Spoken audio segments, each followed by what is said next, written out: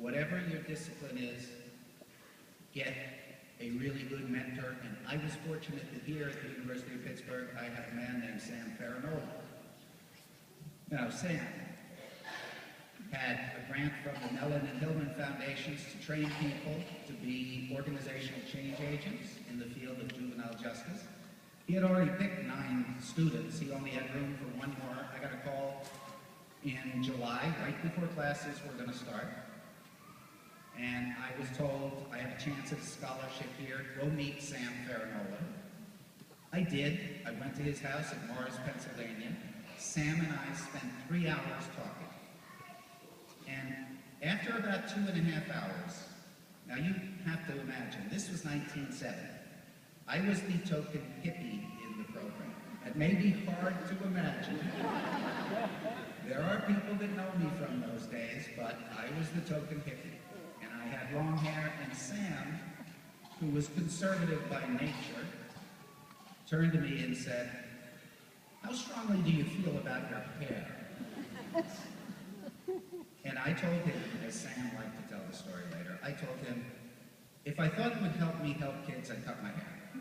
And I think Sam made a decision in that moment that he was going to make an emotional investment in me. I think he decided that he was going to help me grow and nurture and learn about what really happens in the world of work and how you do things, how you get things done. He was going to be my mentor. And if it hadn't been for Sam Farinola, I can assure you, many of the good things that have happened in my life never would have happened.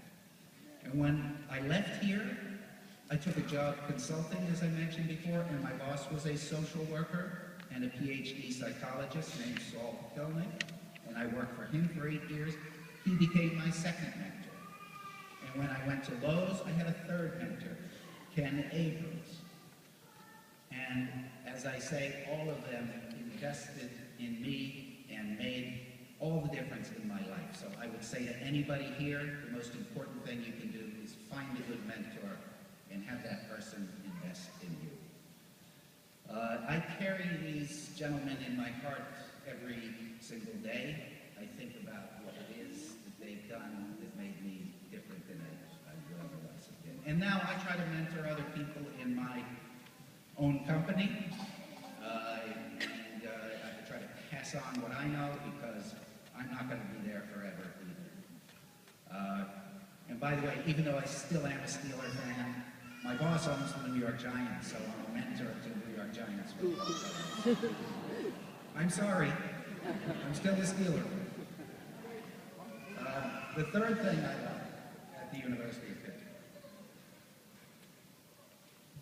is that working at doing good, this is something that most of you probably already know, but working at doing good is really not optional. It is a sacred obligation that everybody has. That it's not a matter of giving back, which you hear all the time, happens to be a term that I hate. It sort of implies, whatever I took away from you, I'll give you a little bit something of it back. But I do not see being engaged in the nonprofit world as giving back. I see it as stepping up. I see it as meeting your social responsibilities. I think if you're working in the field of social work, that's already in your DNA. You understand that. But some of you, notwithstanding that, should still volunteer your time on boards because you have a skill to lend. And it's been, for me, my primary way of staying connected to the field that reminds me of what really is going on in the world. So, Community Access, where I was board president for many years, is the largest agency for people with psychiatric disabilities and that are homeless. I've worked in other agencies as president, worked on boards, and I'm about to become the chairman of Jobs First New York City. Did you know there's 250,000 unemployed, unprepared, unready for work adults between the age of 18 and 25 in New York City? 250,000. This agency is intended to help fix the workforce development system. So that, to me, is something that I get great joy out of, but it's also something that's a sacred obligation that if you have an interest, a skill, and a talent, that you've got to I learned that here, and it's something that I never forgot. And the fourth lesson that I took away from my 2 years at the University of Pittsburgh is that the most important personal quality that anybody can have is the quality of gratitude.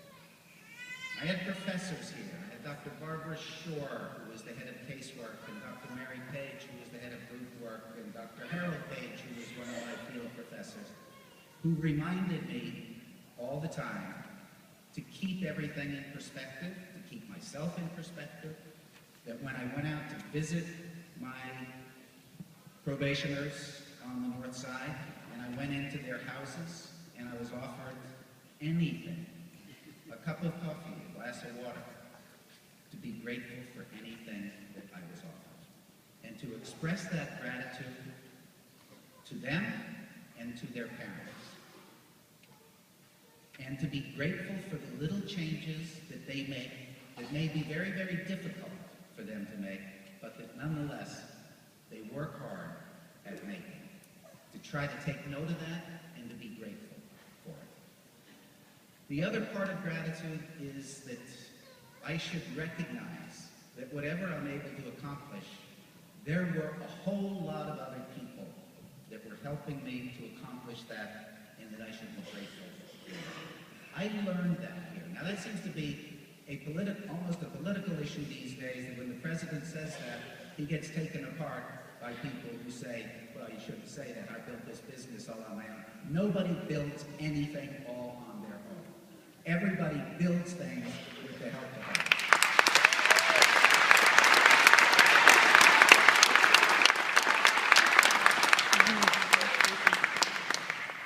I don't think I ever would have embraced the really emotional understanding of how important that quality is if I hadn't spent my 2 years here at the University of Pittsburgh. So being a New Yorker now, seeing how some of my neighbors rarely do express gratitude, it's astonishing to me to see, on the other hand, how quickly when you do express it to somebody, how it changes them, how they begin to think differently about you. And I guess more than anything else, I have to say thank you to the University of Pittsburgh for 43 years ago for me going to my mailbox and opening that envelope that said you are accepted to the Graduate School of Social Work at the University of Pittsburgh. Good luck to all of you, and I hope I stay connected to all of you.